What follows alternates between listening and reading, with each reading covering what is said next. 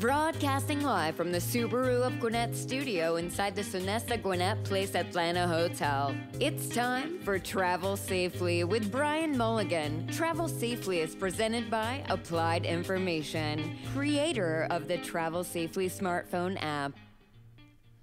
Welcome everyone to Travel Safely, the business talk show bringing you the latest in innovation from transportation, technology and entrepreneurship. I'm your host, Bryan Mulligan, coming to you from the Subaru Business RadioX studio in Gwinnett, Georgia. This show is sponsored by Applied Information, a technology company here in Gwinnett, focused on using technology to save lives and to improve traffic. Our guest today is Eric Clarkson, the Mayor of Chamblee, Georgia. Welcome, Eric. Thank you. Glad to be here. Our topic of the day is autonomous shuttles and urban mobility. The City of Chamblee, under the leadership of Mayor Clarkson, is undertaking a bold initiative to be one of the first municipalities to deploy a driverless shuttle to help solve the so-called last mile problem. That is, how to get riders from common bus stops and rail stations to this final destination. So, Mayor, thanks for joining me on the show today. Again, thank you very much for having me here. So, first of all, before we get into the detail of all of that, talk to me about the Eric Clarkson story. How did you become mayor and so heavily involved in the regional issues as well? What's the Eric Clarkson story? So I moved to Metro Atlanta in the mid-90s, I think probably 94, 95. I met my wife, and then we moved into Chamblee. Didn't realize we were living within a municipal area, really didn't know much about the area. I moved to Atlanta, Georgia, not really knowing anybody, just kind of came because it seemed like a really neat place to be, and a lot of activity going on leading up to the Olympics. Anyway, my wife and I landed in Chamblee, recognized that we had a small government in the city of Chamblee. I was somewhat underemployed at the time. I was trying to start a business that wasn't exactly getting off the ground, so I had some time. And my wife was great in supporting my efforts to run for office. So I got involved on one of our volunteer review boards. It was our architectural review board, looking at trying to implement some real dramatic changes in Chamblee in the way that our built environment looked. I enjoyed that. I ran for city council. After one term, I ran for mayor. And so it's been a lot of fun being part of a 20-year transformation in the land use patterns in the city of Chamblee. So how long have you been mayor? So this is my 13th or 14th year as mayor. I lose track. So I was on the city council for one term, 4 years before that, and then like I said, on a review board for 3. So about 20 years complete involved with the city. Oh, fantastic! And again, you're a testament to one of the things that I say as this entrepreneur and entrepreneurship, is that the world is run by people who show up. Right. And so what you did is you're an entrepreneur, and then you showed up and right. got involved in. So congratulations and for your involvement in transforming Chamblee.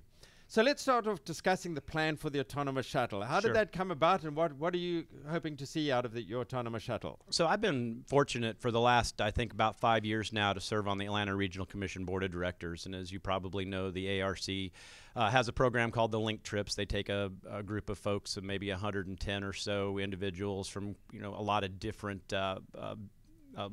backgrounds, leadership within the city and the metro area, and take them to different cities. We were in Detroit, and just looking at the automotive industry and the changes that were taking shape, and was there with Pat Corletto, who is a business development person with Stantec, and we were talking about this and said, hey, what could we do to further Chamblee's advancement in mobility options?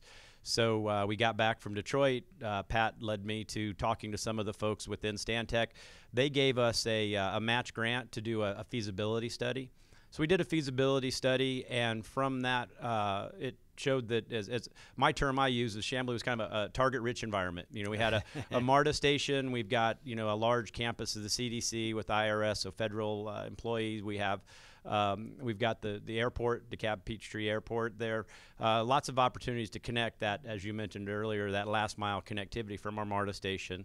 So from that, we were fortunate, and our team went after a grant with Georgia Tech, sponsored by Georgia Power. It was the Georgia Smart Cities Challenge. We were one of the first cities, and jurisdictions in the state of Georgia to be awarded that grant. It was the first year they'd done that. They awarded it to 4 different jurisdictions. So we received a grant to take it to the next level to be able to look at what was the infrastructure needed, how would we actually go about running a vehicle like this. So what is the route, and what will the experience be for the public using the shuttle? So initially, the route that was kind of the low-hanging fruit that made the most sense to really run a pilot program on was running north and south along Peachtree Road from our MARTA station. And so north up to the town center area that we're working through a plan right now to redevelop into more of a walkable town center, and then south down to the confluence of Peachtree Road and Peachtree Boulevard, which some folks know is where the Whole Foods development is. So that would be the initial route. We have looked at the feasibility study that Stantec worked on with our team, and looks at other options of being able to connect down Claremont Road and getting over to the airport, or connecting over to the CDC, IRS facilities, those types of routes that could come. Even looking at possibly running it adjacent to our Chamblee Rail Trail, which that concept came out of a plan. Chamblee was one of the first cities back in 2000 to receive a Livable Centers Initiative grant from the Atlanta Regional Commission. So as you can see, Chamblee has always been on the leading edge of trying to do some very forward-thinking planning on how to reinvent ourselves. And one of the thoughts that came out of this was possibly running in parallel to our rail trail and being able to connect to some of our older established single-family detached neighborhoods. Oh, wow. Okay. And so for the public, are they going to have to pay a fee to use the shuttle, or is it initially going to be free, or how's it going to work? It's my understanding that initially it will be free. Okay. It depends on, I guess, the financing, but I think the idea would be to put it out there in a pilot program and allow people to get used to riding it. It's going to be something very new for a lot of folks, not used to being able to get onto a vehicle that doesn't have somebody behind a steering wheel, if you will. Oh, and yeah. so I think, kind of getting folks used to driving it. A lot of it is just going to depend on the financing, the revenue, or the financing that we're able to find to fund this. Okay, and when are you looking to proceed with all of this? Is this in the short term or in longer term? Our team has just applied for a $8 million federal grant that the federal government has put out some money out there, actually quite a bit of money, to look at different mobility options and as it relates to technology and bringing new technology into our mobility options. So we've gone after one of those grants. We should find out late spring if we receive that grant or not. It was $8 million over 3 years. That would go a long way towards getting this program kicked off and actually running it. If we're not successful in receiving that grant, there are other options that our team is pursuing to find ways to fund running this vehicle. Yeah, in fact, this is just the way of the future. It's inevitable. So even if this door doesn't open, there's another door somewhere else that'll open. And you guys certainly are forward thinking and have chosen to show up in terms of pushing this technology forward. So I think it's great, and I'm sure you get a lot of questions about safety and, is this thing going to run into people? Have you guys seen this in action in other places and happy about the safety side of things? So, yes, there are a lot of questions that I receive about safety on this particular vehicle. I think, technology is changing so rapidly, and it's sometimes hard for people to wrap their minds around what our mobility options will look like. And of course, I think there's a very natural reaction to be afraid of some of these things. One of our council members and myself took a trip up to the Washington, D.C., Baltimore area and actually rode on a vehicle manufactured by one of the companies that we're looking at potentially using to run this vehicle. And it was on a controlled test track environment. Right. However, they produce things like, as you drove around the road, somebody in a bicycle come out in front of you, or somebody stop really fast in front of you. And both Brian Mock, our council member, and myself were very impressed with how the vehicle operated in those environments. So I feel very confident that we'll be able to put something on the road that's safe. But I do understand that people will have some apprehension about initially riding on something like this. Well, that's what we also talk about socializing the technology. So you have to get it out there and let people experience it, right, because otherwise it just becomes terrifying. And the reality is, we know from the numbers, the most terrifying thing of all is to be on the road with a human-driven vehicle. I mean, Sure. That's a really dangerous thing to do. Sure. And yet we're all used to it, so we do it every day. Right, and it is. It can be very dangerous just to drive through your neighborhood, and we all know that. So yeah, I think that once people get used to the technology, I've heard, transportation and other planners say that, a child born today will never drive an automobile. I find that kind of sad. I've been blessed. I had an opportunity to drive a race car at one point. I had an opportunity to four-wheel drive off-road in my Jeep, and I like to drive. But I think it's very possible that the way technology is changing and rapidly as it is, that most vehicles on the road, or at least maybe in more urbanized and urban environments, will be operated autonomously. And what I hope is that Chamblee can be on the leading edge of helping people to embrace that technology.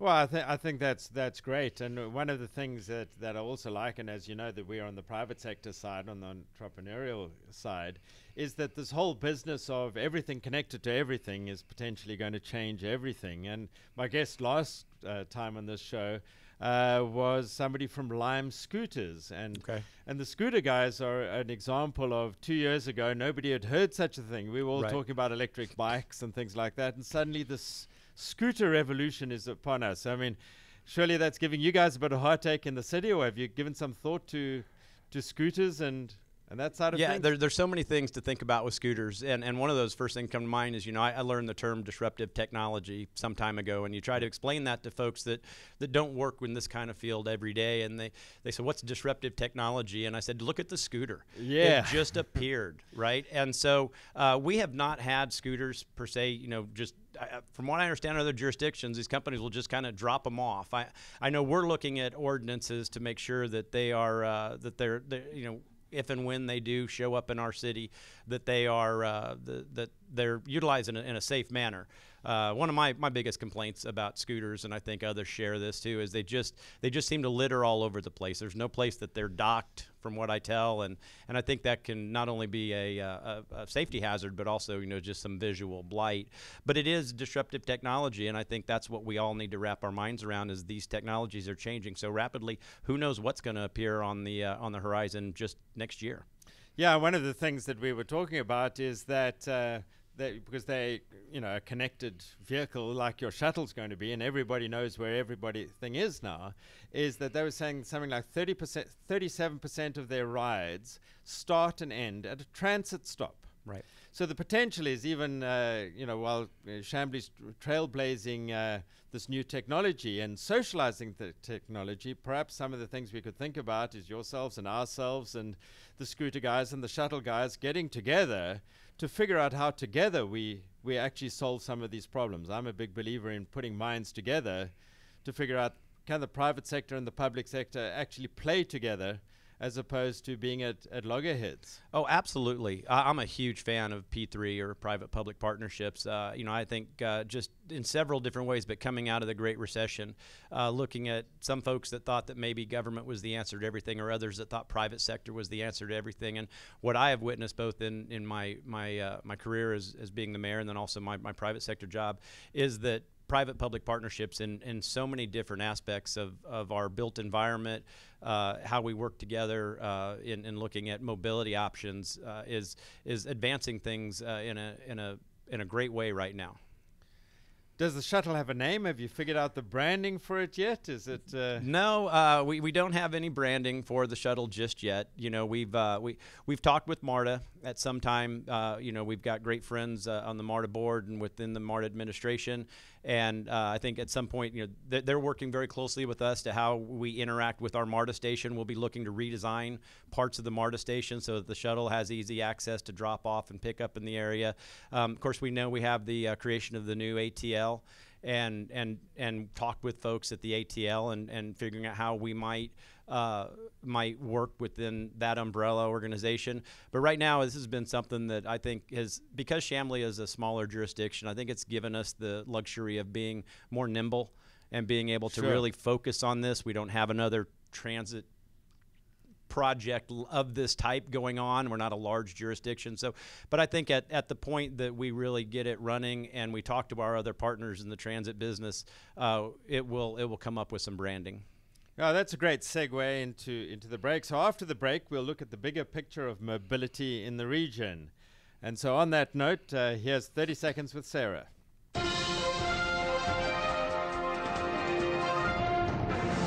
This is your 30 Seconds or Less with Sarah. After Lyft, the popular ride-sharing service, went public last week, they had a surprise announcement. A new program they're calling Lyft City Works, funded by Lyft itself, aims to provide free and cheap transportation to citizens. This transportation will be provided to the neediest of LA residents, working with Mayor Garcetti's Abridge Home program. In addition, this funding source will be put towards developing transportation infrastructure and creating a clean energy future. Although currently focused on the LA area, Lyft is planning to expand their service to more cities soon. Back to you, Brian. In case you're just joining us, this is Travel Safely with Bryan Mulligan, how to save lives and improve traffic. Our guest today is Eric Clarkson, Mayor of Chamblee, Georgia. So, Mayor, let's talk about where Chamblee is located and how it fits into the metro area and part of the bigger picture of mobility. Sure. I always preface this conversation by saying that I realize that I look at City of Chamblee through, rose-colored glasses. And I've said for a long time, Chamblee is the actual center of the universe. But I also say that if you live in a city and your mayor doesn't think that your city is the center of the universe, you need to find another mayor. Yeah. Now, having said all of that, looking at where Chamblee is located, I can't think of a better jurisdiction that has the types of mobility resources that we have. As we've talked about, we have a MARTA stop. Heavy rail station. We are the 7th busiest, or possibly even, I've heard, maybe the 5th busiest general aviation airport in the entire country, and the 2nd busiest airport in Georgia is PDK, and it's wholly located within the city. We are bounded by 2 interstate highways, 285 to the north and 85 to the south, and we've got 3 state highways crisscrossing through our city. So Chamblee really is positioned to be, the heart of a lot of connectivity in where we're located. And I think that having that type of infrastructure in place really puts us in a desirable location to be transit-oriented driven.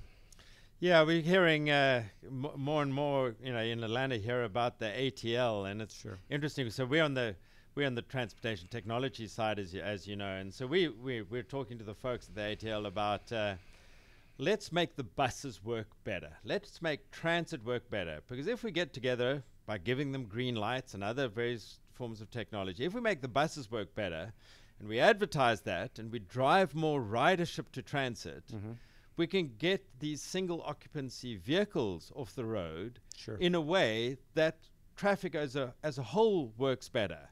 So what's your sense about the ATL and transit and this drive towards transit? Is that something that Chamblee's behind or supports? Oh, absolutely. And as you mentioned earlier, I've had the opportunity to work more regionally on some of these things. And as a mayor in the metro area, I'm a member of the Metro Atlanta Mayors Association, and I'm actually the most recent past chairman of the Metro Atlanta Mayors Association. And the organization pushed for a long time, along with many others. But I remember, maybe even as far back as 10 years ago, going down to the Capitol and lobbying for some form of regional transit governance, and was very pleased to see the state step up. Representative Tanner and Senator Beach step up and do a great job for us in bringing forward some regional transit governance. And I don't know that anybody thinks it's perfect at this point, but it's something that was very needed to be able to pull all these transit agencies together. So from my perspective of being a mayor working regionally, I think it's great to where we're headed with the ATL. And then, as we said, more specifically, my role as the mayor in the city of Chamblee, as I mentioned a minute ago, I think that we are just uniquely positioned to be in the heart of the mix of all the different transit options. We're working right now with a group. I helped found a group called the Peachtree Gateway Partnership, which is a 501c6 organization made up of the 4 cities of North DeKalb and some of our private stakeholders in the region. And from that group, we came out and looked at what we needed to do to add transit across the top end as part of the top end 285 managed lane program.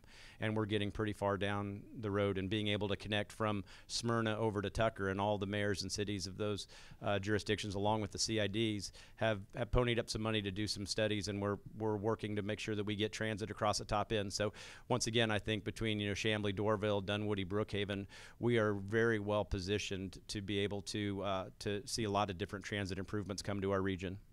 And that's one of the things that we in the private sector are supporting. It's actually great to, you guys are the innovative and the thought leaders in this area.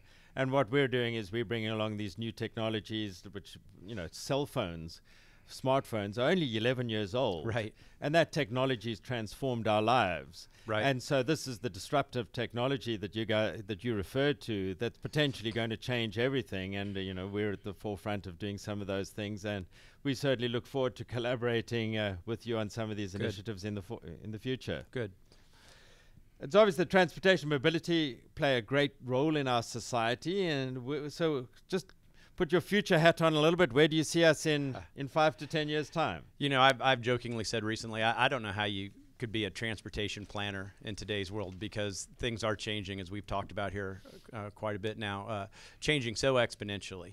And I think it's very challenging, although, we have to do something in planning for that. I played football in college. I'm a football guy, so I always like Vince Lombardi quotes. But I think the most relevant quote that I've had come to my mind in the last couple of years has been Wayne Gretzky, when they asked what makes a great hockey player. And he said, you skate to where the puck's going to be, not where it is. And I think that's what we all need to do when we look at mobility. We need to be looking at different options out there and really staying on top of technology and making sure that we're putting the infrastructure in place so that when the puck's there, we're there to grab the puck and score. Yeah, I think that's a great note to end it on, because us in the private sector and the innovation, the technology sector, we think the same, that this is going to be the combination of the private sector and the public sector, not the private sector or the public Absolutely. sector. Nobody can do it on their own. And what we're going to do is transform transportation in the next 5 to 10 years, like cloud computing and smartphones and the internet have transformed our lives. Absolutely. Today we've been talking about autonomous shuttles and how they'll help the local community beat the last mile problem for transit users and help fill in the mosaic of mobility. Our guest has been Eric Clarkson, Mayor of Chamblee and Transportation Visionary. So, Mayor, thanks for all you do, and thanks for joining us. Great. Thank you very much for having me here today. Yeah, thank you for help making Georgia and the world a better place. Until next time, this is Bryan Mulligan signing off from Business RadioX, and travel safely.